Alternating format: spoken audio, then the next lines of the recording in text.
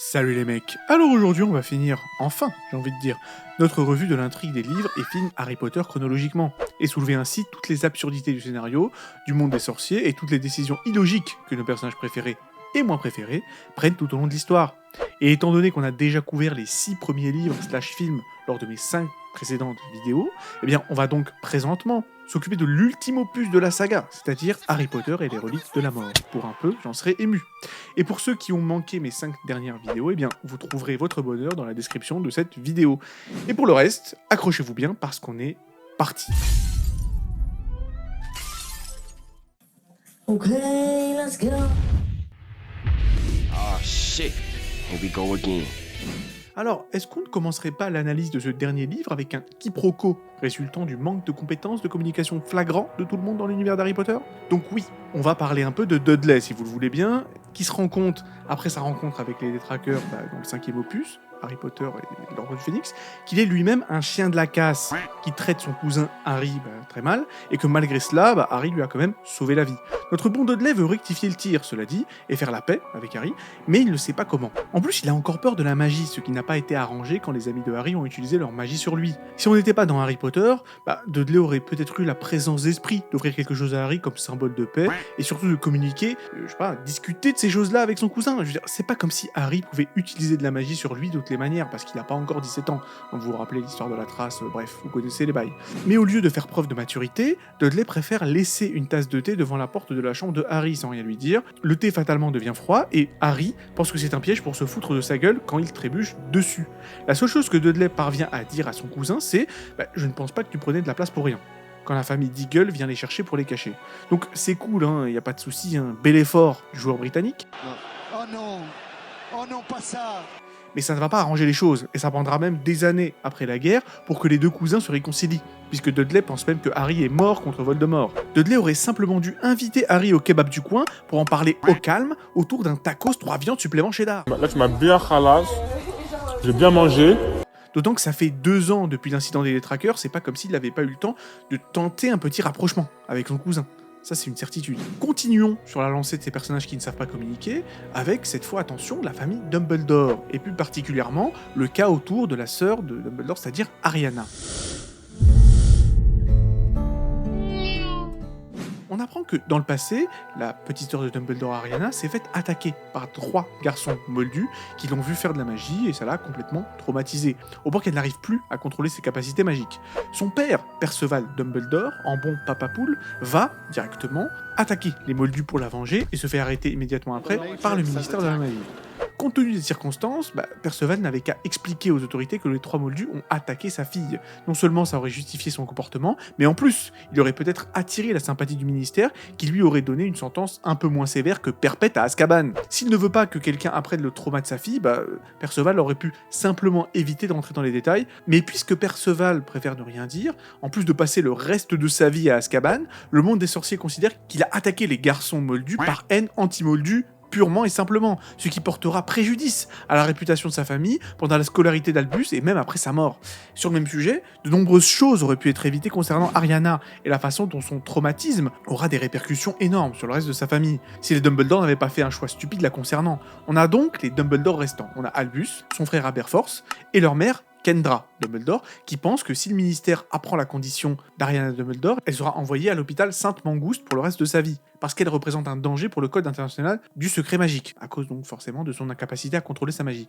Pour empêcher cela, les Dumbledore décident de garder l'existence d'Ariana secrète et de la séquestrer dans leur maison. Même après quelques mois de ce traitement inhumain, la famille ne se rend pas compte que ce qu'ils font subir à Ariana est exactement ce que le ministère lui aurait fait subir en la forçant à aller vivre à Sainte-Mangouste. Ce qui est très dommage, parce que contrairement à chez eux, Sainte-Mangouste étant un hôpital magique, les Dumbledore auraient pu recevoir les moyens pour prendre soin de la petite Ariana. Et puis ce n'est pas comme si elle n'aurait pas pu voir sa famille, puisque l'hôpital autorise les visites. Bon, même si à l'époque les patients n'avaient pas beaucoup de droits comparé à maintenant, mais bref. Dans tous les cas, ça aurait été mieux pour tout le monde, puisque séquestrer Ariana se révélera être la pire des boulettes. Premièrement, elle tue sa mère dans une de ses crises, ce qui oblige Albus à prendre soin d'elle alors qu'il n'en a pas la moindre envie. Et puis elle meurt elle-même, après que Aberforth essaye d'empêcher Albus d'abandonner sa sœur suite à son amitié, et plus si affinité, avec Grindelwald.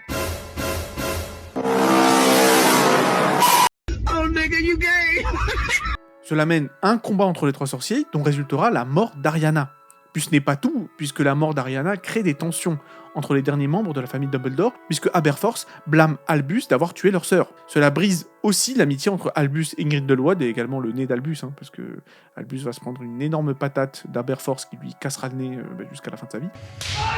Puisque ce dernier, c'est-à-dire Grindelwald, tourne mal, parce qu'il a peur qu'Albus apprenne que c'est lui qui a tué Ariana, et on le sait, Grindelwald a tué de nombreuses personnes dans ses délires maléfiques, même si vraiment on ne sait pas vraiment qui des trois a tué Ariana. Voilà. Et cerise sur le gâteau, ça détruit à tout jamais la réputation de la famille Dumbledore, puisque le monde des sorciers suppose, avec le manque d'informations, que la famille a abusé, séquestré et tué Ariana, en pensant que, comme Rusard ou même comme Mérope, sa famille ne l'appréciait pas, et c'est le moins qu'on puisse dire, parce qu'elle serait une craque-molle, ce qui en plus n'est même pas le cas. Bref. Bon, maintenant, on va revenir à Harry, ce qui nous mène à la découverte du personnage de R.A.B., c'est-à-dire Regulus Arcturus Black, un ancien mange-mort et, accessoirement, le petit frère de Sirius. C'est lui qui découvre le secret de l'immortalité de Voldemort et qui remplace le médaillon de Salazar Serpentard dans la cave. On en a parlé lors de ma précédente vidéo. Regulus est encore un personnage qui aurait pu faciliter la vie de tout le monde s'il avait utilisé son cerveau 20 ans plus tôt. Mais bon, on n'aurait pas d'intrigue sinon. En ayant récupéré le médaillon, Regulus avait juste à essayer de contacter l'Ordre du Phénix comme Dumbledore, Sirius ou n'importe qui d'autre en réalité qui aurait pu se servir de cette information cruciale, le protéger et surtout que l'Ordre puisse détruire l'Horcrux. Dumbledore est le plus grand sorcier de tous les temps à Skip. Donc lui envoyer l'Horcrux pour qu'il le détruise, c'est quand même un plan sûr quoi. Au lieu de ça, Regulus préfère demander à Créature. Voilà, Créature, je sais pas si vous voyez de qui je parle, évidemment je parle de l'espèce d'immondice qu'on appelle elfe de maison, voilà.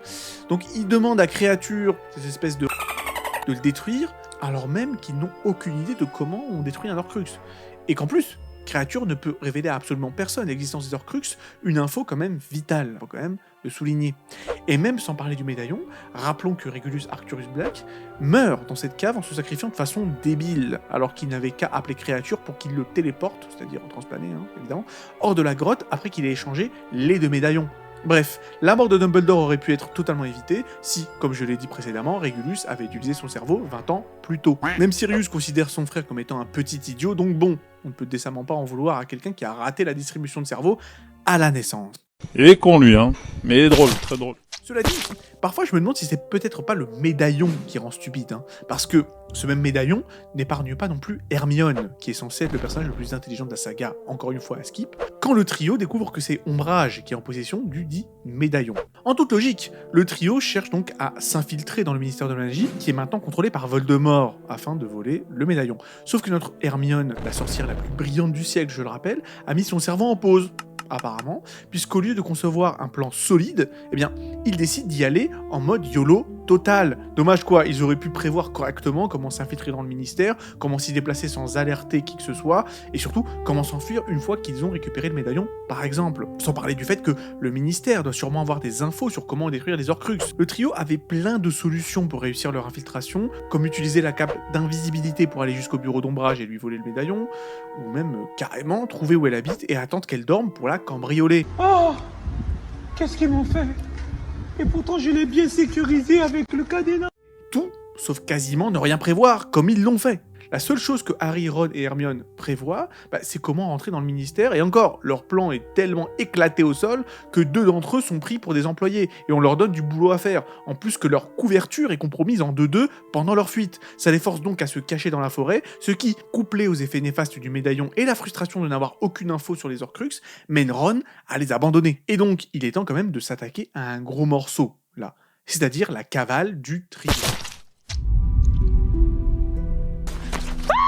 C'est un parfait exemple de facilité scénaristique, parce que les choix des personnages sont tellement illogiques que c'est évident que c'était nécessaire pour faire avancer l'intrigue de la façon dont Rowling le voulait, qu'ils agissent de manière stupide. C'est assez triste. Petit rappel, nos héros vivent dans une tente sans nourriture, avec un accès limité aux informations, et encore, là c'est un euphémisme, et doivent bouger fréquemment pour éviter les groupes de mange-morts qui les traquent. Est-ce qu'il est nécessaire pour moi de vous expliquer que le meilleur choix pour ces 3 cons, ça aurait été de quitter le Royaume-Uni, surtout sachant que les Mange-Morts sont libres de bouger comme ils veulent, certes, mais uniquement dans le Royaume-Uni, puisque c'est le seul gouvernement que Voldemort contrôle. Le trio n'a aucune raison de rester là, et s'ils ont besoin de s'y rendre pour détruire un Horcrux ou quelque chose de précis, qu'ils s'y rendent ponctuellement, quoi. Ils auraient pu notamment fuir en France. Bonjour mademoiselle, oui baguette. Il est noir! Et ainsi faire une espèce de Gaulle inversé, et le trio aurait été alors en sécurité, aurait eu accès à de la nourriture et des alliés éventuels comme Fleur ou Madame Maxime, et même à la bibliothèque de Beaubaton pour faire des recherches. Et pour comment s'y rendre, ils n'ont qu'à transplaner en fait. Ce serait très simple. On sait que les sorciers sont capables de transplaner du nord de l'Écosse jusqu'à Londres, ce qui veut dire qu'ils peuvent au minimum se rendre en Allemagne en un saut de transplanage. Au minimum, je dis bien. Et puis on parle quand même de gens qui peuvent se rendre invisibles, qui peuvent se transformer en quelqu'un d'autre via polynectar, se téléporter pour éviter des barrières de sécurité moldues, qui peuvent réécrire les souvenirs de quelqu'un, bref. Surtout que 2 sur les 3 sont familiers avec les dispositifs moldus, rappelons-le, c'est-à-dire Harry et Hermione. Mais le pire du pire, c'est quand même Hermione, dont on sait qu'elle était en vacances en France 3 ans auparavant, juste avant le tournoi des 3 sorciers. C'est spécifié dans le livre qu'une des raisons pour laquelle elle choisit la forêt de Dean pour transplaner, et parce qu'elle y était en vacances en étant petite, et qu'elle s'est souvenue de l'endroit. Tu vas me dire qu'elle se souvient pas d'un endroit qu'elle a visité 3 ans plus tôt en France, donc elle aurait pu transplaner là-bas directement. Mais bon, ça aurait été chiant pour l'intrigue, qu'elle s'en souvienne quand même. Voilà. Zut alors, j'ai envie de dire. Bon allez, admettons que ce soit une bonne idée de rester au Royaume-Uni, voilà. Partons de ce principe extrêmement frelaté. Le problème, c'est que ça n'a aucun sens. Le trio aurait pu au moins réaliser que le monde des Moldus est plein d'endroits dans lesquels ils peuvent acheter de la nourriture. Il y a des supermarchés, des petites épiceries, je veux dire, c'est pas des forteresses, et les Mange-Morts ne peuvent pas être partout en même temps, et même dans le moindre village paumé d'Angleterre. Et même si le trio est inquiet à l'idée de tomber sur des Mange-Morts pendant leur course, ils n'ont qu'à altérer leur visage pour qu'on ne les reconnaisse pas. Quelque chose qu'en plus Ron fera pour s'infiltrer dans Gringotts, qui est une forteresse gardée par des Mange-Morts. Et ce n'est pas comme s'ils avaient besoin de sortir tous les jours à 3 pour faire les courses, ils sont 3.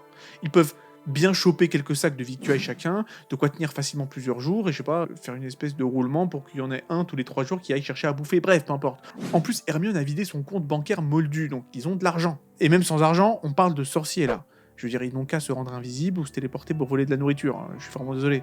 Ok, c'est pas très sympa, c'est pas très Charlie, d'accord, mais leur mission est peut-être un peu plus importante que de ne pas voler 3 carottes et un paquet de chips, non? Cerise sur le gâteau, Hermione admet explicitement qu'il est possible de multiplier magiquement de la nourriture, s'ils en ont déjà, pourtant, c'est jamais tenté.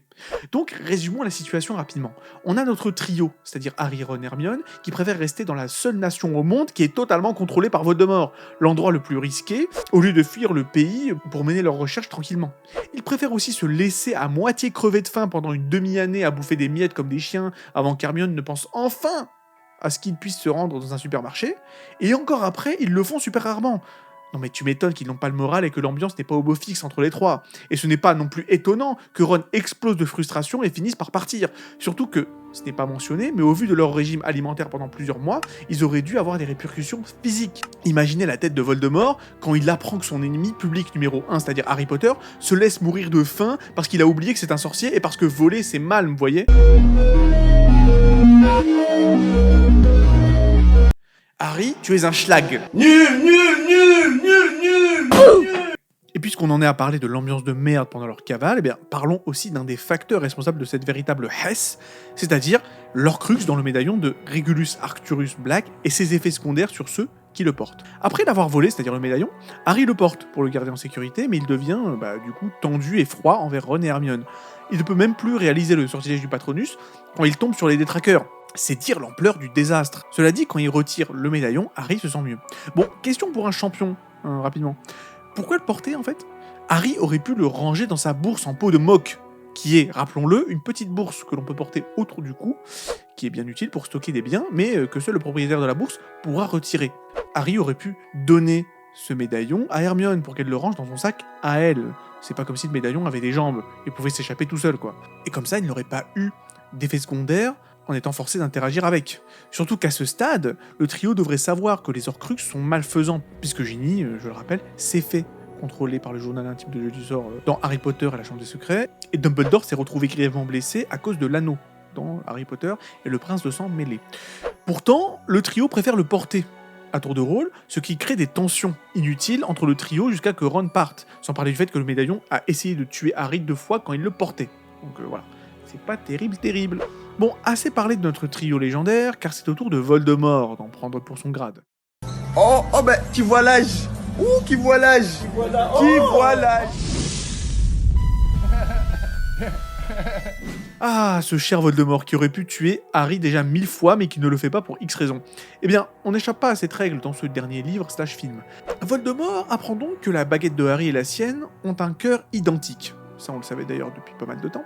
Ce qui provoque des dysfonctionnements quand elles sont utilisées l'une contre l'autre. C'est un problème qu'il aurait très facilement pu contourner en laissant juste quelqu'un d'autre tuer Harry au lieu d'utiliser la sienne de baguette et de voir ses sortilèges se refaire renvoyer en plus de rendre la baguette de Harry plus puissante. Ou alors, puisque Voldemort est quand même censé être un grand sorcier ultra talentueux, à skip.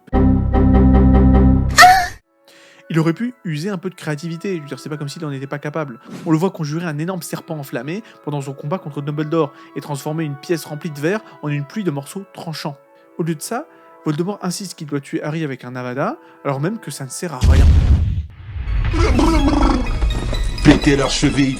On avance un peu jusqu'à la fin de la cavale du trio, quand Harry prononce le nom de Voldemort, tout en sachant pertinemment qu'il y a un sortilège dessus, et que s'il est prononcé à voix haute, ça sonne l'alarme. Et on voit leur position au rafleur qui les pourchasse, ce qui arrive donc à nos héros. Devant l'urgence d'une telle situation, ils auraient pu attraper leur sac et transplaner n'importe où ailleurs pour leur échapper, ce qu'ils ont fait déjà plusieurs fois, faut quand même le souligner. Ou alors, transplaner pas loin, venir les stupéfier en scred et récupérer leurs affaires pour partir direct après. Ou juste abandonner leurs affaires qui sont quand même un peu moins importantes que leur vie, et choper une autre tante Quechua, je sais pas, au Décathlon d'à côté. Au lieu de ça, Ron est le seul à réagir en les pressant pour qu'ils remplacent les sortilèges de protection autour de la tente, et en utilisant son déluminateur pour éteindre les lumières de la tente, ce qui sert à rien, je le crains. Puis Hermione réagit enfin, et la seule chose à laquelle elle pense, c'est de défigurer Harry avec une espèce de sort bizarre, afin que les rafleurs ne le reconnaissent pas, ce qui échoue bien sûr à cause de sa cicatrice. Puis, on ne parlera même pas de leur fuite du manoir, puisqu'elle n'aurait jamais eu lieu d'être si les méchants avaient pensé à retirer toutes les possessions et même les vêtements de leurs prisonniers. On est quand même dans le monde des sorciers. Chaque objet peut être un artefact. C'est comme si on jetait un mec en prison en lui laissant emporter avec lui son AK-47. Ça n'a aucun sens. Avançons encore, et on va s'attaquer maintenant à une incohérence tellement évidente que l'intrigue originale du livre a été modifiée dans le film pour que ça paraisse un peu moins stupide. Pour le bien de cette vidéo, on va donc parler du livre et donc pas du film, et comment, pour la 1000e fois, les problèmes de communication des sorciers mènent à la mort de quelqu'un. Il était un petit homme. Donc le trio, après leur fuite du manoir des Malfoy, cherche à s'infiltrer à Gringotts et tombe sur Gripsec, le gobelin, qui leur demande l'épée de Gryffondor contre son aide pour cambrioler la banque. Harry accepte, mais veut la lui donner seulement une fois qu'ils ont détruit les Horcruxes. Harry sait aussi que l'épée se montre de toute façon quand un vrai Gryffondor a besoin d'elle. Donc c'est pas comme si Poudlard perdait réellement l'artefact. Bon, là, en toute logique, Harry aurait pu être honnête avec le gobelin et juste lui dire que c'est pour combattre Voldemort, puisque de toute façon, Gripsec déteste Voldemort aussi. Et des arguments pour le convaincre, Harry en avait, puisque Gripsec est un fugitif exactement comme lui, et que si le gouvernement de Voldemort disparaît, il pourra enfin revivre normalement avec les autres gobelins, qui seront un peu martyrisés par les mange-morts depuis que Voldemort est sorti de son trou. Et puis même si Gripsec récupère l'épée de Gryffondor, Harry peut toujours la récupérer s'il en a besoin via le choix-peau magique, exactement comme il l'a fait durant Harry Potter et la Chambre des Secrets, 2e opus. Mais le problème, c'est qu'au lieu de choisir la communication, Harry préfère mentir, et en plus il prend carrément l'épée à un moment où Gripsec est dans la pièce. Gripsec trouve ça super sus et les trahit, puis finit par être tué par Voldemort. L'épée retourne dans le choix-peau et hop, une mort giga inutile pour la table 2.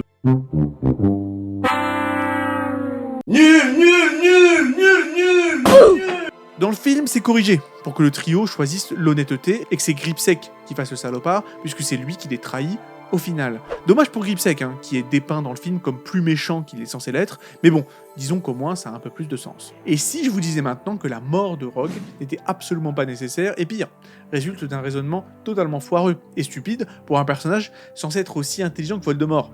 Je parle bien sûr de tout ce bordel avec la baguette de Suron.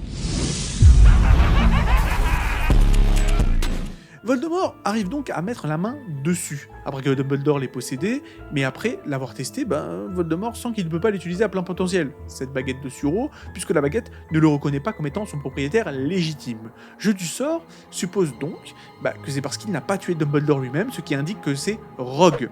le véritable propriétaire de la baguette. Donc forcément, il demande à Nagini de buter Rogue. Bon, le problème c'est que Voldemort est un imbécile, parce que si Voldemort avait réfléchi 2 secondes à sa supposition, il se serait rappelé que Dumbledore est devenu le propriétaire de la baguette de Suro sans même tuer son propriétaire précédent, qui n'est nul autre, attention, que Gellert Grindelwald, qui a lui-même volé la baguette à Gregorovitch sans le tuer non plus. Pourquoi Tom Jeu du Sort devrait le savoir, me demanderez-vous? Parce qu'il a tué les deux lui-même, pardi. Il a tué Grindelwald et il a tué Gregorovitch, notre ami Tom Jeu du Sort. Donc s'il fallait tuer le propriétaire, Dumbledore n'aurait jamais pu posséder la baguette de Suro et Grindelwald non plus. Du coup, il va tuer Rogue, l'un de ses serviteurs les plus puissants et utiles, pour rien. Et ce n'est même pas le pire puisqu'il le fait tuer par Nagini. Ce qui veut dire que, selon sa propre théorie, le propriétaire de la baguette, ce serait pas lui, ce serait Nagini, qui est une humaine emprisonnée dans sa forme de serpent, on le rappelle, sauf qu'il ne peut même pas tuer Nagini, notre ami Tom, parce que c'est un de ses Horcruxes, on le rappelle. Ça n'a aucun sens, le mec se met échec et mat tout seul, et Voldemort continue à se mettre des bâtons dans les roues tout seul, le bougre. Notamment parce que, après avoir tué Rogue pour devenir le propriétaire légitime de la baguette, il ne cherche même pas à la tester pour confirmer sa théorie. S'il l'avait fait, il aurait remarqué que sa baguette de Suro n'est toujours pas à lui, et il n'aurait pas bêtement raté son Avada sur Harry.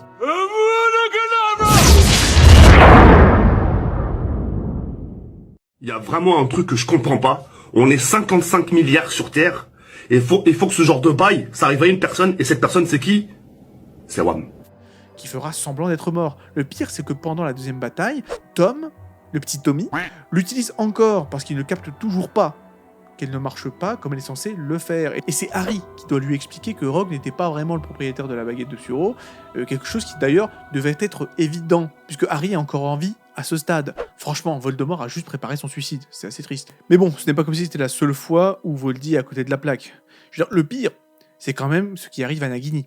Rappelons-le, Voldemort apprend que Harry chasse ses Horcruxes, qu'il en détruit plusieurs après avoir vérifié les planques et les avoir trouvés vides. La seule chose à faire dans ce cas-là, ça aurait été de protéger Nagini à tout prix, en la gardant à ses côtés avec des protections magiques.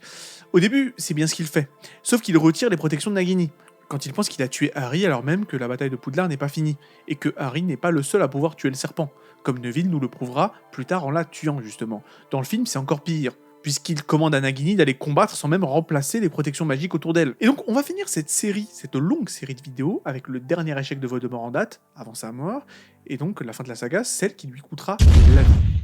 C'est trop nul! Tactiquement, techniquement. On pourrait croire qu'à force d'échouer à cause de son égo surdimensionné, Jeu du Sort apprendrait de ses erreurs. Que nenni, éclatax tu étais, éclatax tu resteras. C'est trop nul! Voldemort vient d'envoyer un Avada à Harry, mais n'est pas sûr que le sortilège ait fonctionné, surtout que Harry s'est rendu sans combattre, ce qui est sus, ça c'est certain.